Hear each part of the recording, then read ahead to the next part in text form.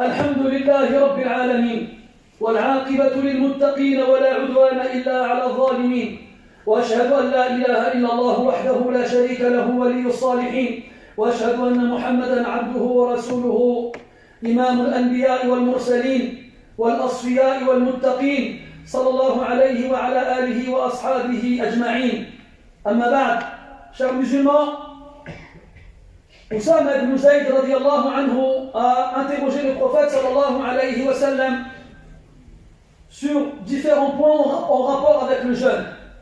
Et parmi les questions qu'il lui a posées, il lui a dit radiyallahu anhu qu'il avait remarqué qu'il ne jeûnait pas un mois assidûment durant l'année en dehors du mois de Ramadan comme il jeûnait le mois de Sha'ban. Et vous n'êtes pas sans savoir qu'actuellement nous sommes au mois de Sha'ban. Nous sommes dans la 13e journée de ce mois-ci. Le prophète lui a répondu, alayhi salatu wassalam, il s'agit d'un mois dans lequel, vis-à-vis duquel les gens sont insouciants, inattentifs. Un mois qui a lieu entre le mois de Rajab et de Ramadan. Puis le hadith continue. Le prophète nous a informé, alayhi salatu wassalam, que ce mois, le mois de Sha'ban, était un mois particulier par rapport au fait que les gens ne lui donnent pas d'importance particulière. Le mois de Rajab, donc le mois qui vient avant le mois de Sha'ban, est un mois sacré. Et les musulmans, toute époque confondue, ont toujours su que les mois sacrés étaient des mois importants durant l'année, dans lesquels les péchés étaient multipliés ainsi que les bonnes actions. Alors durant ces mois-ci, ils accomplissaient beaucoup plus d'efforts dans l'adoration. Puis, on a le mois de Ramadan. Le mois de Ramadan qui est le meilleur mois de l'année. Et le mois dans lequel les musulmans fournissent le plus d'efforts possible dans l'adoration, en sachant que durant ce mois-ci, les récompenses sont multipliées de façon exponentielle. Et seul Allah sait exactement à quel point ces actions sont multipliées. Et donc, avant, lorsque les gens étaient conscients de leur temps, étaient conscients de la valeur de certaines périodes de l'année, eh bien, ils fournissaient des efforts particuliers durant les moments importants de l'année. Puis, chez la plupart des gens, le mois de Sha'ban est un mois classique, un mois dans lequel il n'y a rien de spécial. Et c'est un mois qui tourne entre deux mois particuliers, le mois de Rajab et le mois de Sha'ban, et le mois de Ramadan.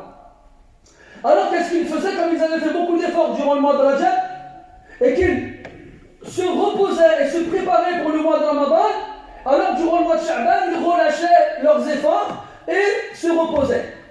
Et c'est là que le prophète sallallahu alayhi wa sallam a mis le doigt et a voulu attirer l'attention des gens, c'est que les moments dans lesquels les gens sont insouciants, les moments dans lesquels les gens sont inattentifs, les moments dans lesquels les gens relâchent leurs efforts et ne font pas plus que ça dans leurs adorations, eh bien c'est dans ce genre de moments-là qu'il faut en profiter pour justement fournir le plus d'efforts et se rapprocher d'Allah Ta'ala, car l'adoration accomplie dans un moment où les gens ont tendance justement à être insouciants aura beaucoup plus de valeur auprès d'Allah Ta'ala qu'une adoration accomplie dans un moment où tout le monde fait des efforts. Mais vous savez mes frères, ce genre de discours-là s'adressait à une communauté qui auparavant comptait en son sein ce qu'on appelle des ubad. Des ubad, c'est ce qu'on dit en français des dévots. Des gens qui font de l'adoration leur occupation constante et permanente. Des gens qui avaient la peau sur les os tellement ils jeûnaient. Des gens qui avaient des cernes qui creusaient leur visage tellement ils veillaient la nuit. Des gens qui portaient les mêmes vêtements toute l'année, des vêtements raccommodés, des vêtements usés, tellement ils avaient délaissé ce bas monde. Ce genre de personnes que l'on trouve quasiment plus aujourd'hui. Aujourd'hui, une époque où nous sommes les victimes de la surconsommation. Une époque où nous courons tous après ce bas monde. Une époque où on se contente de faire le strict minimum en pensant que ce sera suffisant pour obtenir la récompense maximum. Donc, nous, est-ce que c'est seulement pendant le mois de Sha'ban qu'on relâche nos efforts? Ou bien est-ce que c'est toute l'année?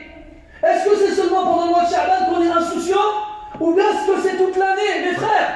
Regardez le mois de Ramadan qui est le meilleur mois de l'année, le mois dans lequel les gens sont censés faire le plus d'efforts possible. Eh bien, on constate durant ce mois-ci que chez beaucoup de musulmans, il n'y a absolument aucun changement. C'est la même chose. La seule chose qui change dans leur quotidien, c'est qu'ils jeûnent. Et un jeûne qui, pour la plupart d'entre eux, ne consiste qu'à s'abstenir de manger et de boire. Rien d'autre. Ils passent leur journée soit à dormir, soit à attendre le coucher du soleil impatiemment pour s'empiffrer après le coucher du soleil. Et ni ils lisent le Coran, ni ils font tarawih, ni ils vont à la mosquée. Wa inna lillahi wa inna ilayhi raji'un. Nous sommes dans une époque où la plupart des gens sont insouciants. Et Allah tabaraka wa ta'ala nous dit dans le Coran, le jugement des gens se rapproche d'eux alors qu'ils sont dans une qu'ils se détournent insouciants. C'est la triste réalité, mes frères. الأحباب ما تكلموش أثناء الخطبة بارك الله فيكم. ما تكلموش أثناء الخطبة بارك الله فيكم. Les gens sont insouciants alors que leur jugement se rapproche.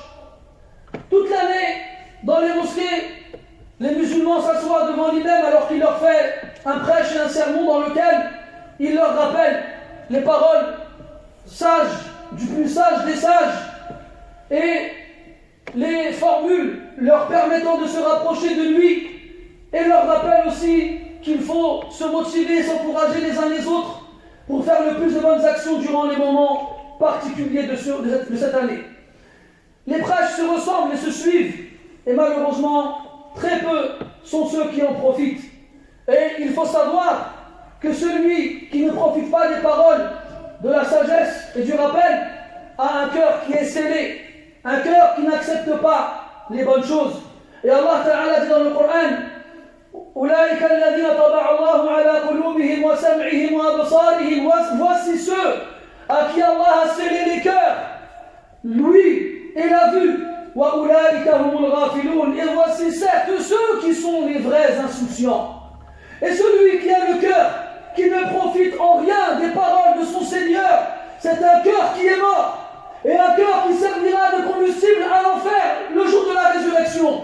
Comme Allah Ta'ala dit dans le Coran, وَلَقَدْ ذَرَأْنَا لِجَهَنَّمَ كَثِيرًا مِنَ الْجِنِّ وَالْإِنسِ. Certes, et assurément, nous avons destiné pour l'enfer beaucoup de démons et d'êtres humains. لَهُمْ قُلُوبٌ لَا يَفْقَهُونَ بِهَا. Ils ont des cœurs, mais ils ne réfléchissent pas avec, ils ne comprennent rien. وَلَهُمْ أَعْيُنٌ لَا يُبْصِرُونَ بِهَا. Et ils ont des vues, des yeux, mais ils ne voient pas avec. وَلَهُمْ آذَانٌ لَا يَسْمَعُونَ بِهَا. Et ils ont des oreilles, mais ils n'entendent pas avec. أُولَٰئِكَ كَالْأَنْعَامِ بَلْ هُمْ أَضَلُّ. Voici ceux qui sont comme les bestiaux, les animaux. Non, au contraire, ils sont encore plus égarés. أُولَٰئِكَ هُمُ الْغَافِلُونَ. Voici certes ceux qui sont insouciants. Et celui qui vit dans l'insouciance, sans faire preuve de repentance et sans en prendre conscience, mourra sur cet état et sera ressuscité ainsi et parmi les insouciants. Le jour de la résurrection, lorsqu'il se rendra compte de son insouciance, alors il s'écrira comme Allah Ta'ala dit dans le Coran, وَاقْتَرَبَ الْوَعْدُ الْحَقِّ. Et la promesse véridique se rapproche certes d'eux. فَإِذَا هِيَ شَاخِصَةٌ أَبْصَارُ الَّذِينَ كَفَرُوا. Voici que les regards de ceux qui ont mécru se figent face au spectacle auquel ils assistent. يَا وَيْلَنَا قَدْ كُنَّا فِي غَفْلَةٍ مِّنْ هَذَا. Ils s'écrieront malheur à nous. Nous étions certes insouciants vis-à-vis de cela. بَلْ كُنَّا ظَالِمِينَ. Au contraire, nous étions injustes. Puis, on amènera un insouciant devant son Seigneur afin qu'il le juge. Et là, il lui dira subhanahu wa ta'ala, لَقَدْ كُنْتَ فِي غَفْلَةٍ مِّنْ هَذَا. Assurément, tu étais insouciant vis-à-vis de cela. فَكَشَفْنَا عَنْكَ غِطَاءَكَ. Nous avons enfin dévoilé, enlevé le voile qui était devant toi. فَبَصَرُكَ الْيَوْمَ حَدِيدٌ. Et aujourd'hui, ta vue est perçante comme le fer. Celui qui vit sur l'insouciance, il meurt. Sur l'insouciance et sera alors ressuscité avec les gens de l'insouciance. Et qu'est-ce que nous sommes insouciants aujourd'hui? Wala hawla wala quwwata illa billah. Où ils sont ceux qui nous rappelaient notre négligence et notre insouciance? On arrive à la mosquée, et c'est devenu rare de voir quelqu'un avec un mushaf en train de lire le Coran. On arrive à la mosquée et c'est devenu rare de voir des gens qui attendent devant la porte qui est encore fermée pour pouvoir rentrer. On arrive à la mosquée et après la prière, tu vois les gens se précipiter vers la sortie pour revenir à leurs occupations diverses et variées. On trouve du temps pour tout faire. On trouve du temps pour se divertir. On trouve du temps pour sortir. On trouve du temps pour travailler. On trouve du temps pour faire ses courses. On trouve du temps pour faire du sport. On trouve du temps pour se reposer. Mais quand il s'agit d'adorer Allah subhanahu wa ta'ala, on n'a jamais le temps. On fait ce qu'on doit faire pendant quelques instants. Puis ensuite, dès que c'est fini, on part en courant. Et après, avec tout ça, on espère arriver devant Allah le jour de la résurrection. Mes frères, il m'arrive des fois le vendredi d'observer la mosquée et d'observer les gens qui sont là avant le début de la khutbah. Je regarde, j'observe, j'en vois quelques-uns avec un musabha, d'autres avec un mushaf, d'autres avec leur téléphone, en partant du principe où ils lisent le Coran dans leur téléphone, même si j'ai déjà vu des gens jouer sur leur téléphone pendant la khutbah. Une fois dans cette mosquée, j'allais faire la khutbah, je suis venu par derrière comme ça, la khutbah n'allait pas commencer, et en traversant les rangs, j'ai vu quelqu'un qui était en train de jouer sur son téléphone. Je lui dis, qu'est-ce que tu fais là? Il m'a dit, je passe le temps. C'est comme ça que tu passes le temps à la mosquée. Mes frères, les salafs, les compagnons et les meilleurs âmes de cette communauté, le vendredi, quand ils arrivaient à la mosquée, c'était la prière, c'était le dhikr, c'était le Coran, rien d'autre. Tu voyais des dizaines de personnes en train de faire des nawafil, en les enchaînant les uns après les autres. Ici, rak'atayn, tu t'assois et t'attends. T'attends. Et presque en t'impatientant parce que lui-même n'était pas encore arrivé. Bon, il fait quoi lui? J'ai des trucs à faire moi. C'est ça notre triste réalité malheureusement. Notre triste réalité. Omar ibn Khattab, un jour il a vu quelqu'un assis à la mosquée sans rien faire. Il a été le voir, il lui a crié dessus. Il me dit, il n'y a rien que je déteste plus que l'oisiveté, ne rien faire. Ni tu travailles pour dunya, ni tu travailles pour l'akhirah. Et il n'y a rien de pire, mes frères, que de venir jusqu'à la mosquée s'asseoir et rien faire. Il n'y a rien de pire. Attendre. Attendre. Ni tu veux du tasbih, ou de l'istighfar, ou tu veux du Coran, ou tu fais la prière, t'es assis, tu fais rien. C'est comme le ramadan, mes frères.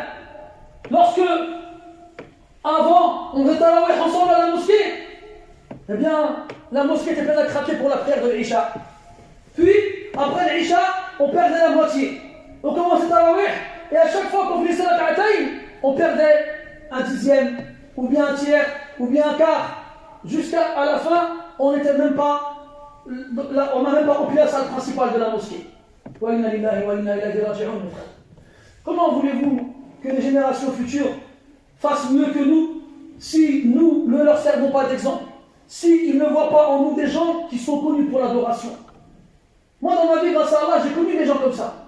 J'ai vu des gens qui m'ont donné envie d'en faire plus. J'ai vu des gens qui se distinguaient des autres. Parmi eux, un homme qui est mort, l'année dernière, au début de la crise du Covid, qu'Allah lui fasse miséricorde. Dans ma vie, j'ai jamais vu quelqu'un de plus habile que lui. Jamais.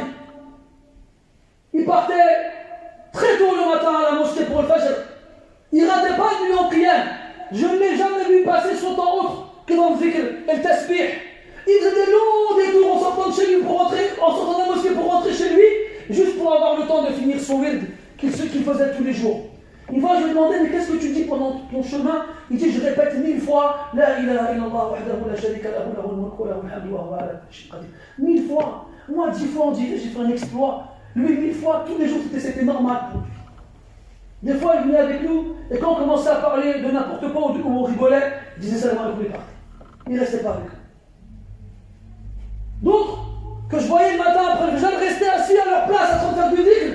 Moi, je ne comprenais pas pourquoi ils restaient aussi longtemps à faire du dhikr. Et un jour, j'étais voir, je dis, Akhi, mais qu'est-ce que tu dis pendant aussi longtemps à la même place? Il m'a dit, Akhi, le matin après le Fajr, c'est un moment béni dans lequel il faut se rapprocher d'Allah à travers les invocations et les formules de rappel. Et il m'a appris les différentes formules de rappel à dire après le matin et après la prière de l'Asr.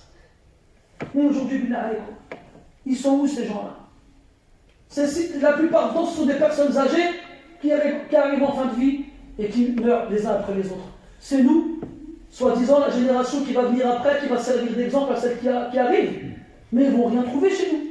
On ne prend pas de Coran, on ne prend pas de Tasbih, de Sabha, on ne fait pas de Nawafil. Qu'est-ce qu'on fait, billah alaykoum? L'insouciance totale et absolue. Et après, en plus de cela, on se croit les meilleurs. On se regarde dans le miroir et on se dit, ah, c'est toi qui vas au plus haut degré du paradis. Mais qu'est-ce qu'on a fait pour arriver à ce fameux degré? Qu'est-ce qu'on a fait?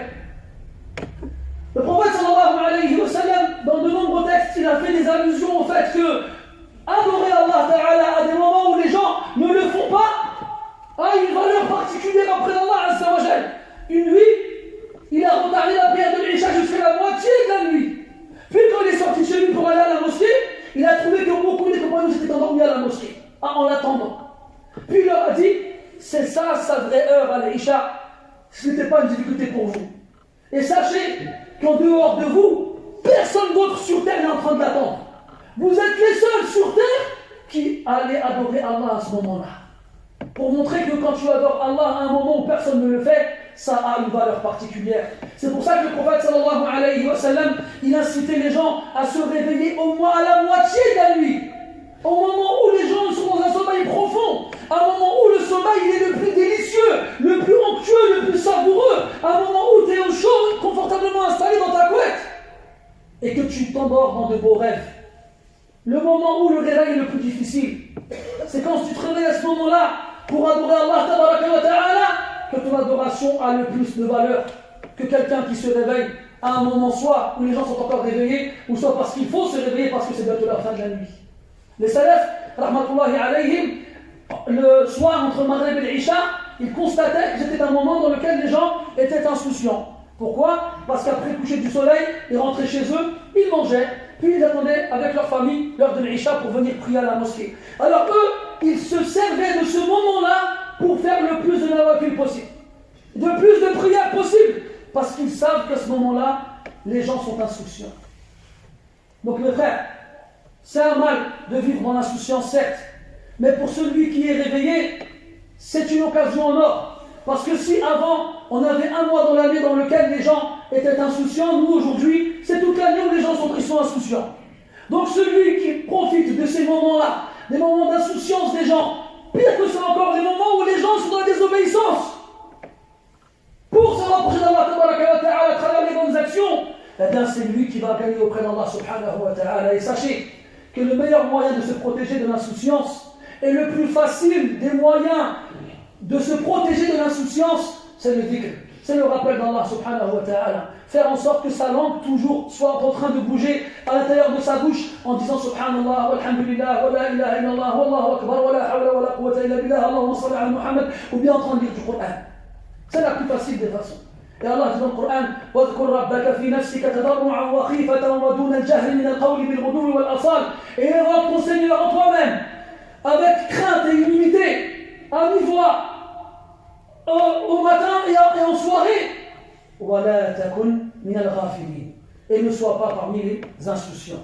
C'est en agissant ainsi qu'on se préserve de l'insouciance, qu'Allah nous préserve de l'insouciance et nous compte parmi ceux qui l'évoquent beaucoup, soir et matin, jour et nuit, et ce jusqu'à la mort. نسأل الله تبارك وتعالى أن يوقظنا من غفلتنا وألا يجعلنا من الغافلين وألا يطبع على قلوبنا ولا على أسماعنا ولا على بصارنا.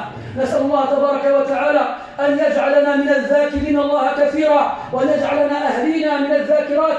ونسأل الله سبحانه وتعالى أن يجعلنا من المفردين الذين يذكرون الله قياما وقعودا وعلى جنوبهم، الذين يذكرون الله بكرة وأصيلا صباحا ومساء. اللهم أعنا على ذكرك وشكرك وحسن عبادتك في كل وقت وحين، وخاصة في أوقات غفلة الناس يا رب العالمين. اللهم اشف مرضانا يا شافي المرضى، اللهم اشف مرضانا يا شافي المرضى. اللهم من كان من عبادك هؤلاء مريضا فأبدل سقمه صحة ومرضه عافية.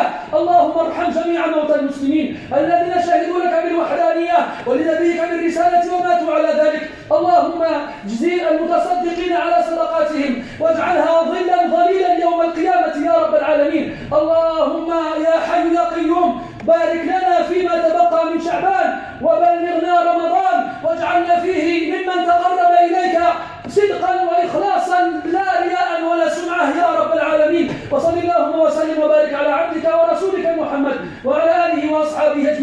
والحمد لله رب العالمين وقوموا إلى صلاتكم يرحمكم الله.